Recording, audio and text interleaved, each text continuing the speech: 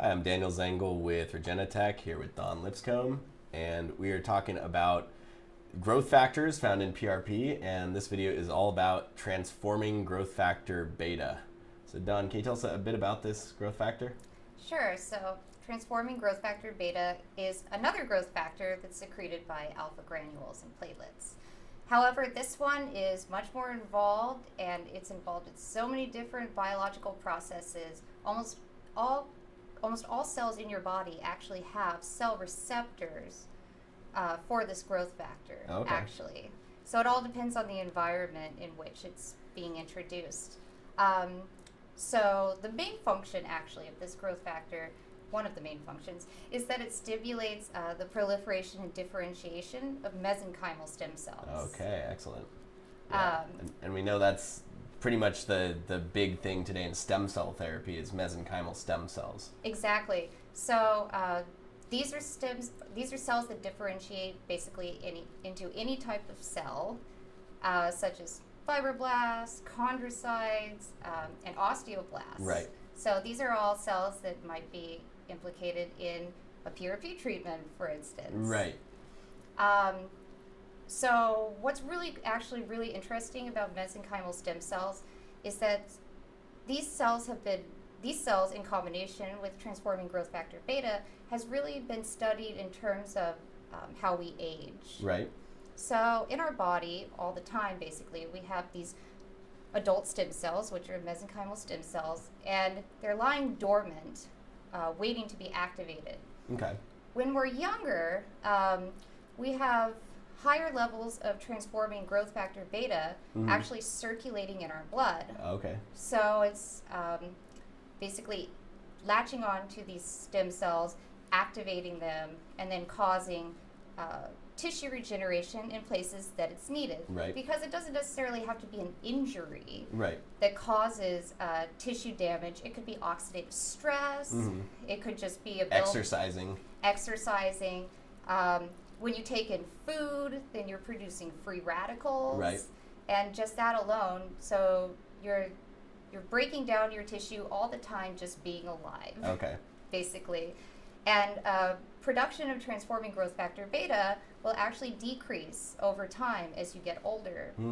So basically, these cells are not getting those wake up signals. They're missing the alarm call. Got it. So it's not that necessarily as we get older we have less stem cells, although that might be the case. But you're saying that one of the main things is that as we get older we have less transforming growth factor beta, which is responsible for activating the mesenchymal stem cells. Exactly. Okay. And scientists aren't really quite sure what leads to this.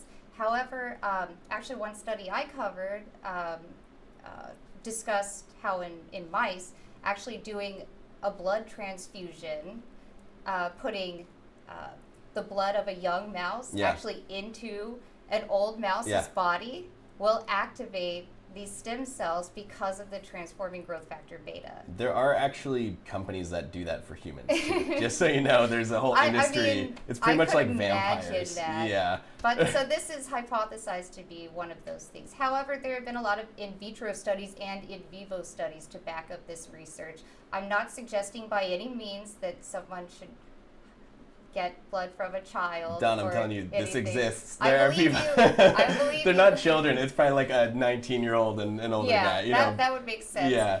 But so as an aside, well, I guess the main point of this is that if we can understand the signal, the way our body interacts with another, particularly the way that cells interact in order to heal damage that's not only superficial, that not only causes pain that you can feel, that sort of has this cumulatory effect. If we can understand those cell signaling cascades, then basically we can start to understand the aging process better. Right. Which PRP. Yeah.